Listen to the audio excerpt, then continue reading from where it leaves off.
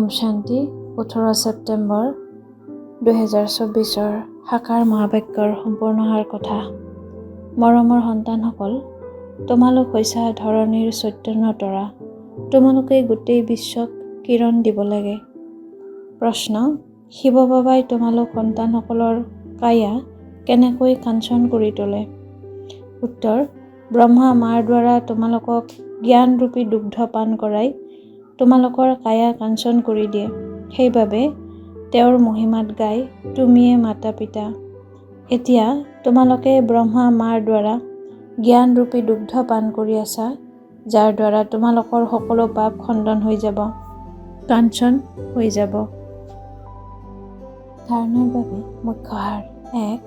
আত্মাক কাঞ্চন কৰি তুলিবলৈ ইজনে সিজনক সাৱধান কৰি দিব লাগে। মন মনা ভৱৰ হৈ থকাৰ সংকেত দিব লাগে। যোগ বলেৰে পবিত্ৰ হৈ উজ্জ্বল তৰা হ'ব লাগে। 2.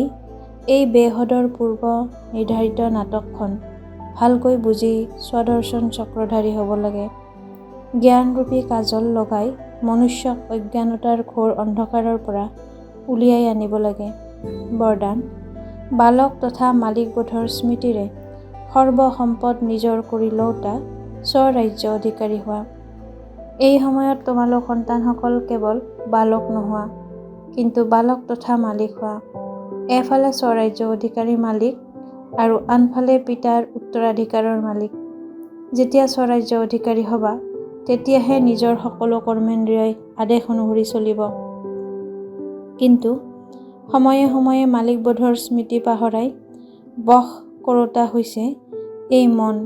সেইকাৰণে পিতাৰ মন্ত্ৰ হৈছে মন মনা ভৱ। মন মনা ভৱ হৈ থাকিলে কোনো ব্যৰ্থ কথাৰ প্ৰভাৱ নপৰিব আৰু সৰ্বসম্পদ নিজৰ অনুভৱ হ'ব।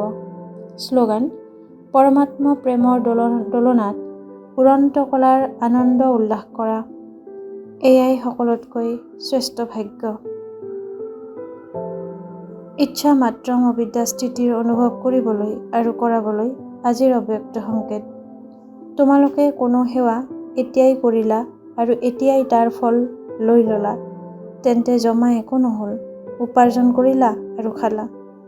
তেনে ক্ষেত্ৰত ইচ্ছাশক্তি নাথাকে। তেওঁ ভিতৰৰ পৰা দুৰ্বল হৈ থাকে, শক্তিশালী নহয়, খালী খালী হৈ থাকি যায়।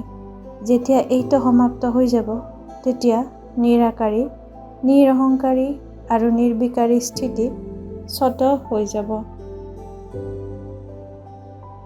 ওম শান্তি।